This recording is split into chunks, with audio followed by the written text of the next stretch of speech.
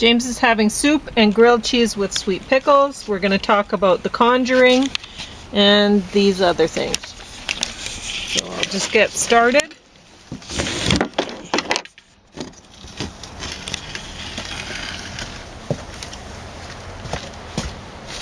Set that back here because I don't know if I'm going to have a chance to go over that stuff because I might not have time. So you'll notice that the Conjuring 4 got top of the stack from me. Well, I am not a fan. If you've watched my show before, I'm not a fan of the whole demon possession Catholic horror movie genre. I think it's lame. But, and I can't understand why people flock to the Catholic Church when it's so full of demons, apparently. It just seems silly to me. Having said that, of the Conjuring movies, this was the best one as far as, in my opinion. It was a part of a series? Yep. Did I see 5 on the front of them? Yeah, but this is 4. Before. So, I wonder how it's not 5. I thought the people that they got to play the younger versions of themselves, or whatever, in this, I thought that was good, and I really liked how they ended up the show. You have pictures of, because this is based on true story, based on true events.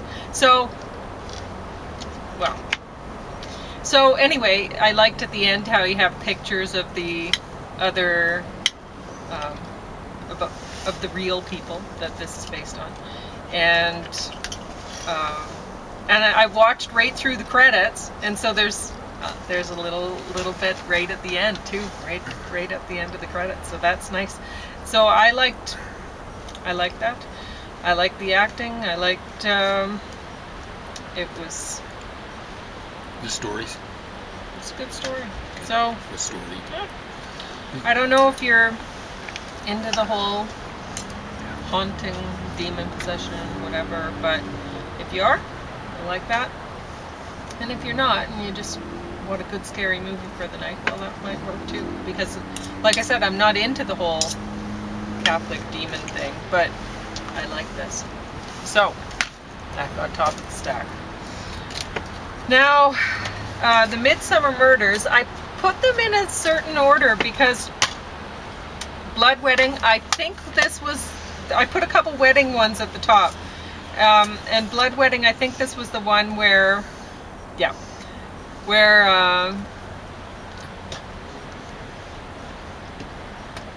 what's his name?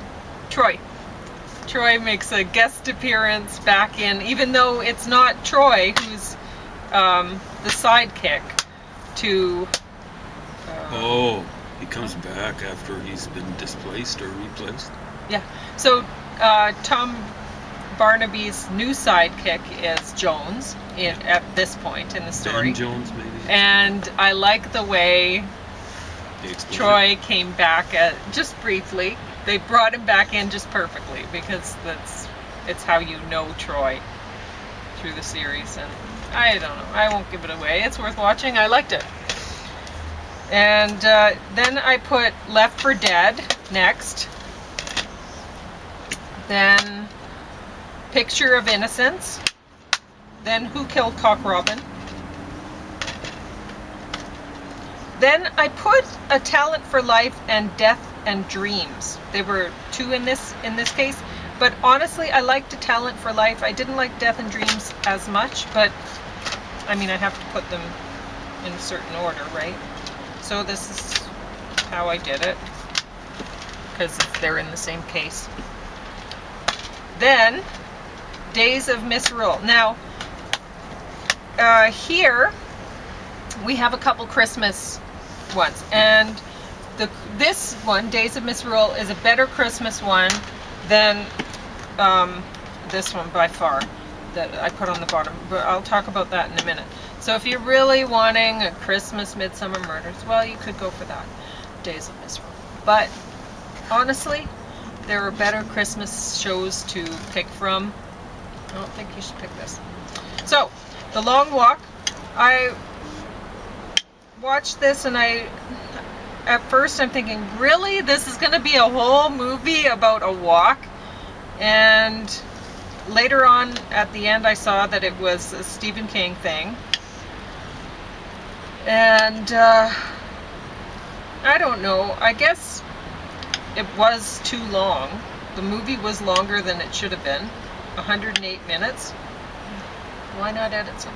Anyway, and it is about a long walk, but there's some nice scenery, I suppose. You get to see some American scenery along the way,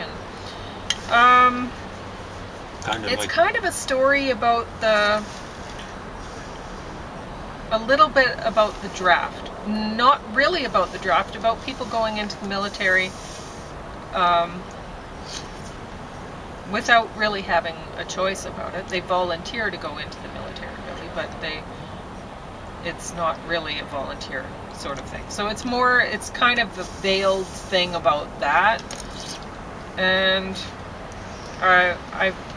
it was better than I thought it would be, but notice how far down on the stack it is, even so. The acting wasn't really great. It didn't need to be to tell this story, really. And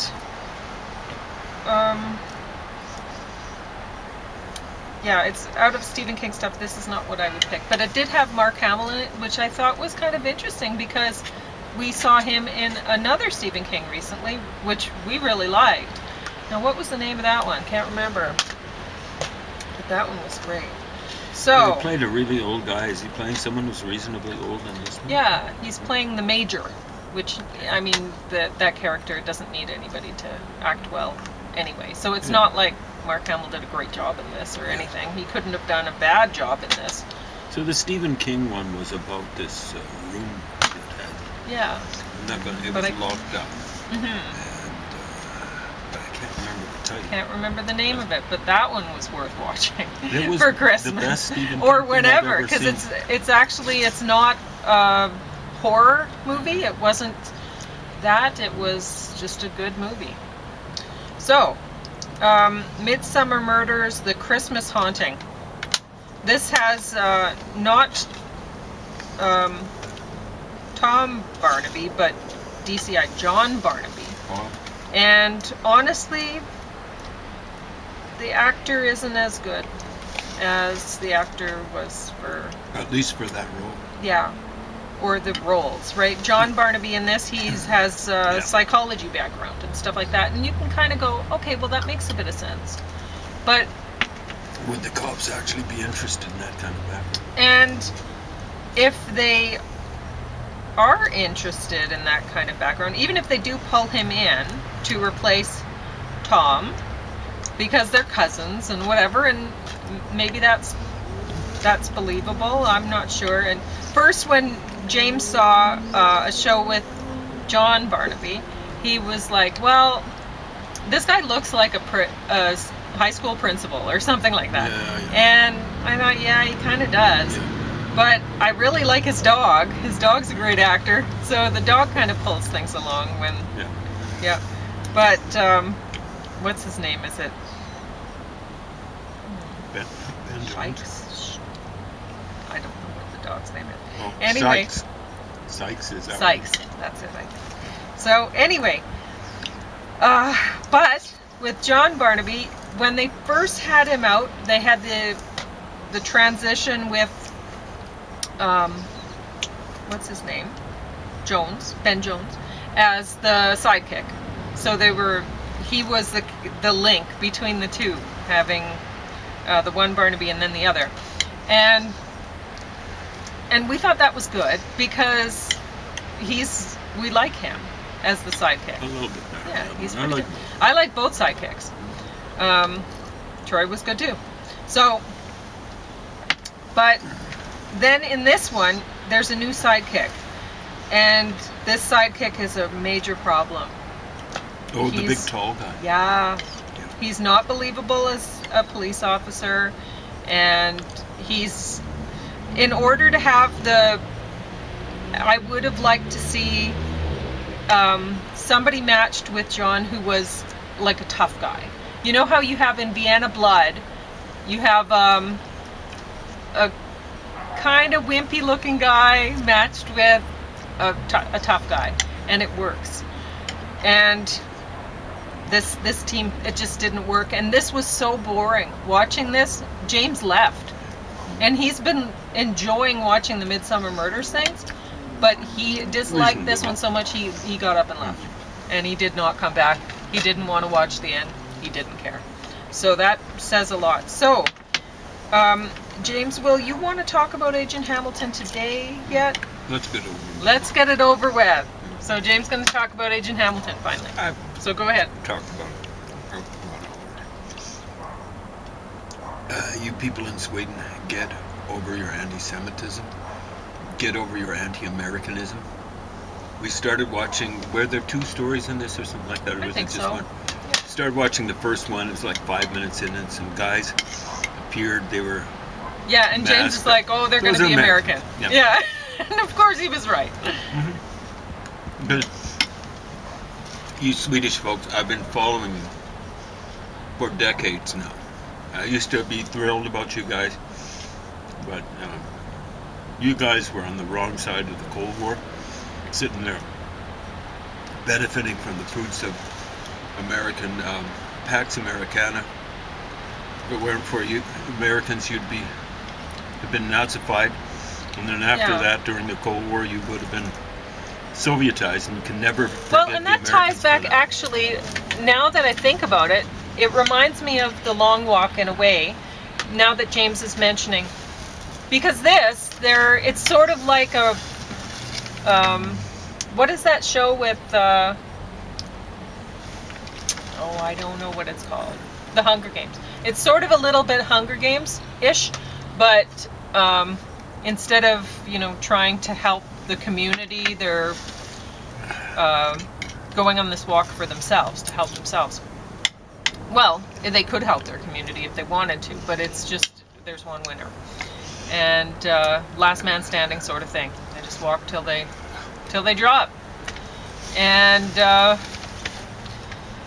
it kind of, their whole military angle kind of feels like this whole military thing, in a lot of the military stuff that goes on in the United States, is really pulls back from World War II. And let's keep rah-rah, so winners of World War II, and keep that going, so that there's like team spirit, Team America, yay, or whatever. And with so that's kind of interesting that you brought that up with Agent Hamilton. But nobody in Sweden could possibly say, oh yay, Team Sweden from World War II. No, you just want to forget that. And trying to call the Americans bad guys at any point just makes you look worse as a Swede. Don't do it. So, because people could look at the history and go, wow, war profiteers. That's great for your reputation. It's weird. So, go on. What I was going to say about Agent Hamilton is, just as a show alone, this sucked. This is just plain and simple propaganda. And it's garbage. It was poorly written, poorly acted. Everything about it was bad. So, and I wanted to bring up with Midsomer Murders, I don't know what they did with, in the rest of the Midsomer Murders, like James talks about, it's so calming. It shouldn't be, but that's part of how Midsomer Murders works as a show, is somehow you watch it and people are dying, getting murdered and whatever, and you're relaxed about it somehow, because they're showing you beautiful English countryside, lovely homes, and nice British values that you might like to see, like little marching bands or whatever in town. But in this show, they didn't have that. They had a lot of scenery of the inside of police stations clouds and just boring, not interesting scenery that's going to make you relax. Was that the most recent The one? Christmas yeah, one? They're trying. Oh, the Christmas. No. And, well, I guess it'd probably be the most recent. I don't know if this killed the whole series. Because it might was have been that trying bad. to change. But it seemed like the guys doing the camera work and everything were different with this. So you didn't have that beautiful lighting, and it didn't look like artwork. A lot of the time pretty in the grimy, Midsomer Murders, you have they'll focus in on some flowers or whatever. Lots of none greenery, of that here. forestry, So bad. rivers, And water. this junky, just garbage. So go ahead, back with Agent Hamilton. Yeah, how much time? 10? Yeah. It's okay. So, I've mentioned before, the guys seem to be developing a relationship with a Palestinian, like a member of the PLO. And the PLO are portrayed as just wonderful. The PLO is a terrorist organization, has been from the beginning. I think it was founded by Yasser Arafat, or Yasser Arafat, is it? Yasser Arafat, as I call him. He addressed the United Nations wearing, I think it was a military uniform, the traditional Bedouin headdress. I don't care about that, but I don't like a military uniform. In any institution that has any pretense towards democracy, leaders should not be prancing around in military uniforms. And he was packing heat. Presumably, he had a holster on his hip. Yasser Arafat. Maybe he was lugging heat inside the holster. I don't know. But I think they've had two leaders, and I think it's existed at least since 1970, maybe as early as the 6 Days War. That's 1967. The roots of it go back earlier. Yasser Arafat, I've mentioned it before, but I'm going to mention it again. It's going to be a bit of a sound chump, but it's someone else's sound chump. Talking about Yasser Arafat. Yasser would do anything for Otto. Who's Otto? Now, I might be mispronouncing his name. What would the name... I think it might be Polish, actually, originally. But I'm going to give something like a German pronunciation. It probably should be something like Skorzeny, but I'll say Skorzeny. So he would do anything for Otto Skorzeny. So check this up on Wikipedia. This isn't an internet conspiracy theory or anything like that. Otto Skorzeny. So that's Skorzeny. Skorzeny. Led apparently the paratroopers that rescued Mussolini from the Italians who'd surrendered to the Americans. We're going to try to set up a less virulent government in Italy than the fascist government.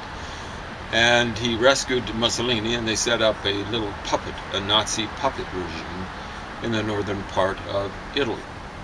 So that's what Otto Skorzeny was. He was a Nazi, even though his name, I believe it's Polish.